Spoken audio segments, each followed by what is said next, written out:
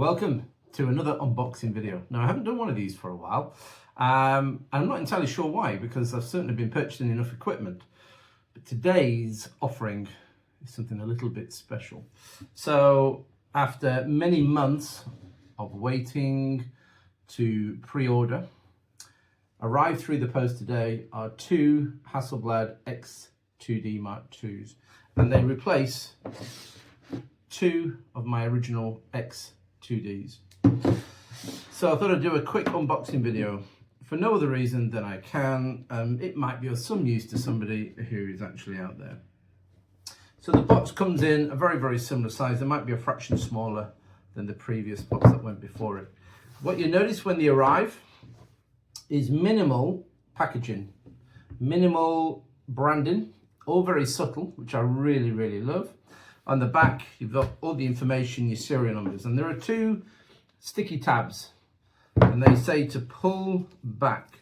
And as soon as you've done that, it says void on the silver foil. That is it. There's no going back. If you don't like it, it's going on eBay. So you simply allow it to drop slowly. This is one of these that if you try to speed up the process, it really doesn't work. And you've just got to wait. It's like pouring a Guinness. You just got to wait until the good stuff arrives. There we go. Okay. So it is going to be very similar to the X2D. It's marginally lighter by about 70 grams, I believe. So let's have a look. There is a different colour. It's always such an occasion when you get to take out one of these cameras. Now, the very first thing that I notice is that unlike the X2D, which has white lettering, which actually I quite like on top, X2D, handmade in Sweden, the white on the front of the branding, if you want to be a little conservative, that's not great. But now they have replaced it with embossed, much darker lettering. In fact, I would almost go as far as to say that it's almost black on dark grey. So my first impressions, well, first of all, the grip. Now I'm just going to take off, and you get to watch videos of people unwrapping Porsches and all sorts of exotic cars and all the lovely sound of the zip. And yeah, that's not really for me. ASMR videos where they're all about sound. I do watch them myself, but you're not getting one from me here. That's all you get. Not really a great deal. You don't even get a cover. Oh, you do get a cover on the screen. There we go. So you do. So everything is pristine. So the first thing that I notice is the grip. This is much more textured, much grippier, and it is a different material. It's much more wrinkly, as they would say, but fundamentally it looks very similar. There's very little difference. If we look from the top, yeah, everything looks almost identical. Now, of course, what else do we get in the box? Now, so we get an openable half section. Now I have to say, Hasselblad do package their products beautifully well. And in this, I tend to have to be a little careful with these because as and when I sell the camera on, I sell it with the box and everything that goes with it. So you get a certificate and you get safety guidelines and a quick startup guide. But we already know how it works, so that's fine. Now inside the box, you get this. Just lovely little details like little tabs that just allow you to lift it out. There's nothing else in there, but the box is as solid as it comes. It's fantastic. Now, I will say you don't get a charger. What you get is a cable. Ah, actually, you do get a cable, but now you get a little pin. Okay, so you get this with the X2D as well. So it is a 3-pin plug with a USB-C, and there should be in here a high-speed cable. Now, these are about £60. Do not lose these cables, and they do transfer data super quick. And in there, apart from a gel pack to keep everything dry and moisture free, that is all you get. So you get that and you get the cable, and you charge the camera battery directly from the camera via the side compartment. This is the old X2D.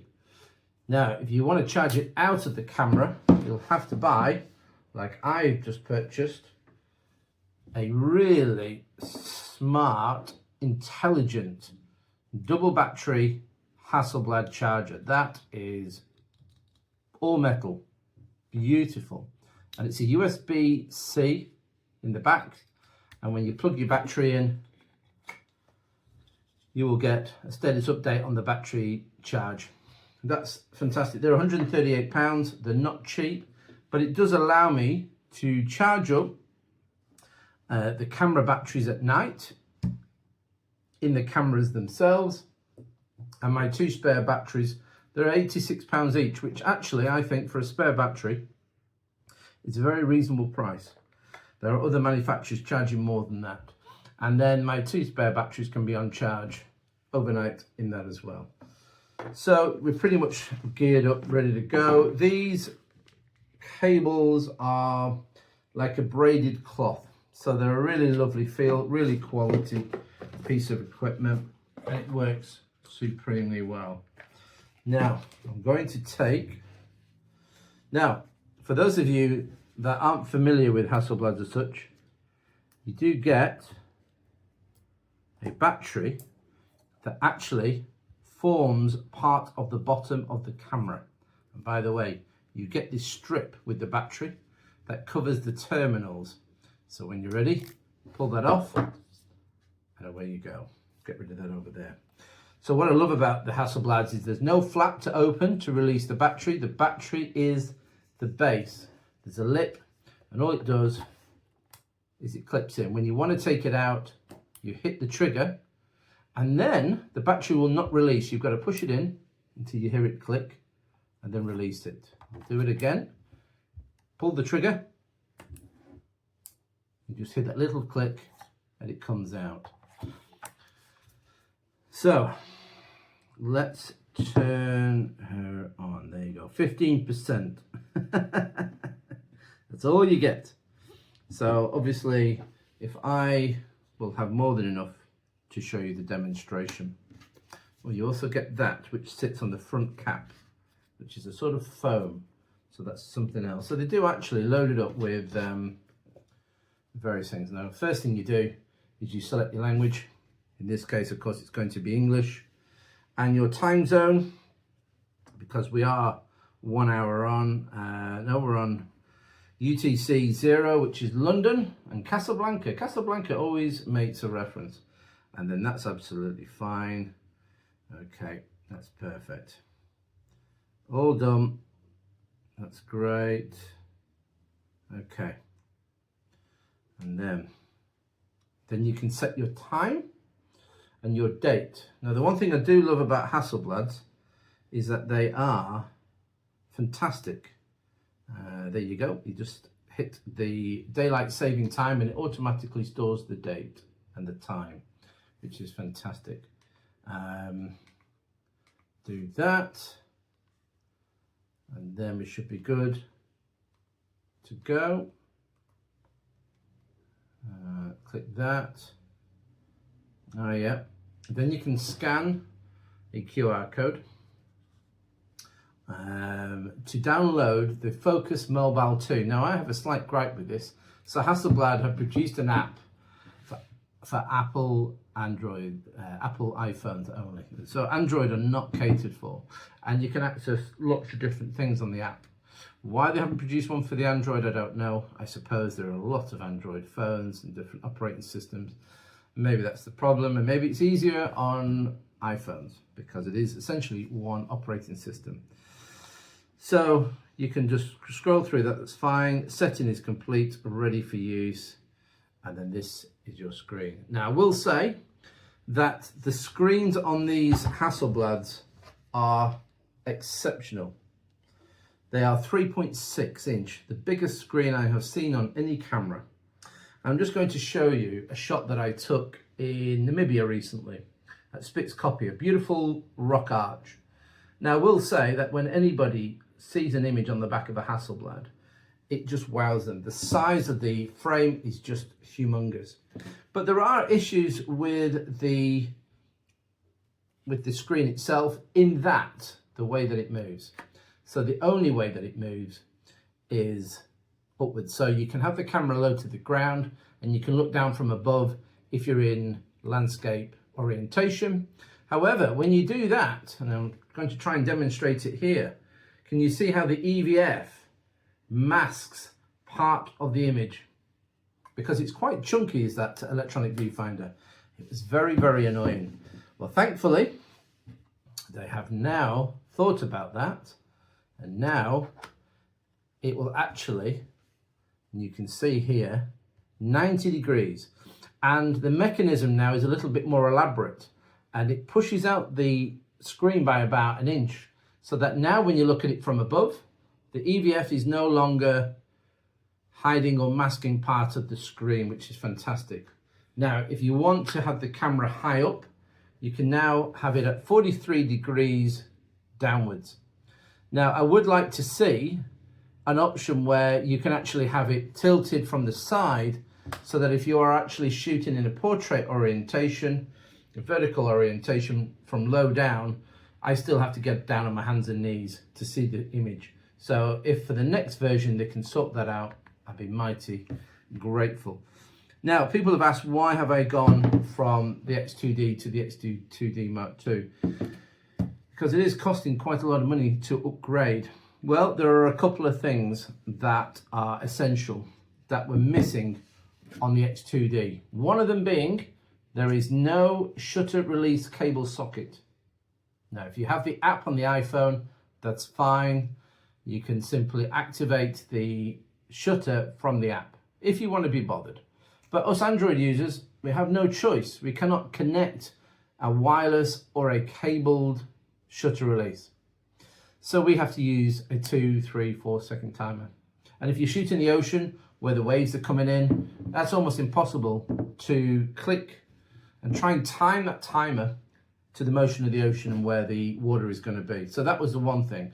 The second thing, and we noticed this in Hokkaido in February, is when you were looking at your images and you wanted to focus on an image, the issue was the screen was so cold because of the sub-zero temperatures in Japan, and you get these, I guess, in Iceland and various other places, the screen almost becomes unresponsive. So the only way to move your focus point is on the touch screen. If the screen is not responding, then the issue there is that you're not going to be able to move your focus point. So I sent a video to Hasselblad saying, can we have a cable release socket and can we have a joystick? Because I can't move the focus point around in sub-zero conditions. And well, the new camera has both of them. So for that alone, in the field, that's going to be a massive advantage. So here in the same compartment, we have the USB-C for charging, and we have the 3.5mm plug for your cable release. Now I noticed a slight design flaw and I've sought to rectify it. When you have your cable release plugged in, your flap is going to be open. If you're in poor weather, water is going to ingress the USB-C socket because that is exposed. They haven't given each of the sockets their own flap and their own space. They share the space. So what I've done to protect the USB-C socket, you can buy little silicone inserts, little plugs that go in and they stay in. So in poor weather, water will not get into the USB-C, especially when you're using your cable release, which I aim to do all the time. And I have purchased the Hasselblad one, it'll be here tomorrow. So we have that, and then we have a 1 terabyte SSD drive, which is the same as in the X2D. That is genius. However, what you notice when you get 500-600 gigabytes worth of files on your camera, the problem you're going to have is that when you power your camera on, okay, and you go to review an image, what you will see is loading images. And that is going through 600 gigabytes worth of images. That can take 10, 15, 20 seconds. There you go. And the more you fill it, the longer it takes for it to become operational. So bear that in mind. Tend not to take my 1 terabyte beyond 500 gigabytes because I want a much faster reactive camera when I turn it on and want to review the images. I also do have in this camera, the old one, and I'll transfer it to the new one. I do have an CF Express card from Hasselblad, and this one is a 512 gigabytes. They're about £160. They're incredible value. Never had a failure with one since April last year. Hasselblad, 512 gigabytes. If you can go for a 1 terabyte, great. But I never let these go full anyway. I never fill these entirely. Images are taken off every night and put onto my MacBook, so no drama there. So this camera, like I said, has a 3.5mm jack plug for your cable release, and it has the joystick. And it's a 5-way joystick, up, down, left, right, and push in. And you hear it clicking? That can be customized, as can the button below, as can the rear, because that's spring loaded, that jog wheel, and the front jog wheel is also spring loaded now, and that can be another customizable button, plus the 2 on top, plus the 2 here. So you can have 8 customizable buttons on this camera. I'm only likely going to customize it to maybe 3 or 4 buttons. So the joystick and the 3.5mm, that alone, and the fact that if it's on a tripod, I can now see the image, the full image that I'm taking. Those 3 things alone are worth the upgrade.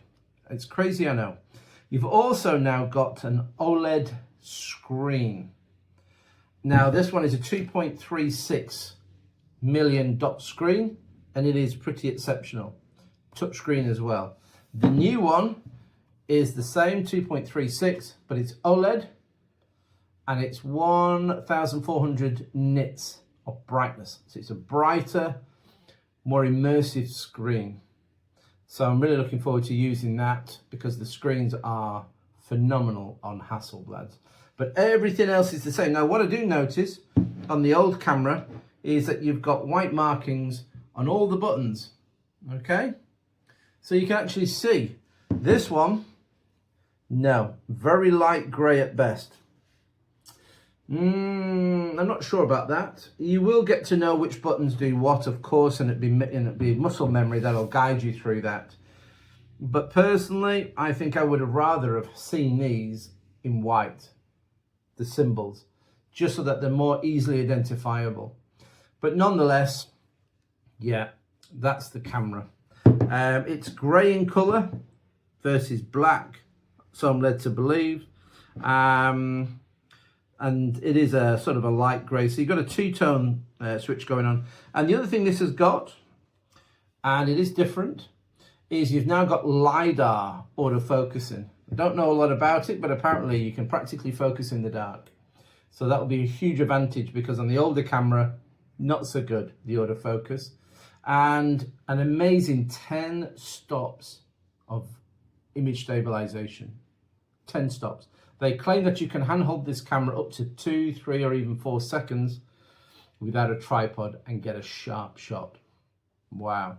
That might be a game changer for the times that I haven't got time to get a tripod out when I'm working on running tours and various things, and I want to get a quick couple of seconds shot. Now I'm going to be able to do it with this. So this will definitely speed things up and change the way that I capture some of my shots. But I have to say, I do love using a tripod. And by the way, there's even a protective seal on top of your hot shoe. cover. So it is very, very well protected. In terms of L brackets, I'm kind of hoping that my current Really Right Stuff L brackets will go straight on. That's what I'm hoping. I won't know that until I actually try it, but I'm kind of thinking that the base is going to be the same. Fingers crossed, because they're a bit of a pain to get hold of, and Really Right Stuff don't tend to release stuff all that quickly. But there are others. There's P Pro, I think, and there's IDS that also make them as well. But I'm quite happy with my Really Right Stuff. But anyway, that's the unboxing video. And I just noticed might have another cover on the underside. There we go. I was thinking it was rather shiny underneath, and I don't remember the previous camera having such a shiny base, but it's got a protection film on that you can take off, so therefore it will leave you with a matte bottom, as you'd expect, and also there's more grip for the L bracket. That's it really. So 2 of these. The 35-100mm lens I think will not arrive until 3rd or the 4th week of September. I think there's just a general shortage of that lens. So yes, that I am looking forward to. But I'm off to Vietnam in 2.5 weeks, so I'm kind of hoping that the lens comes before that. But other than that, I'm really happy that the cameras arrive before then, so I can actually get them configured, set up, and get them working, and see what the little differences are between them. But yeah, that is it. That's all I wanted to say. Have a great evening. Shoot soon.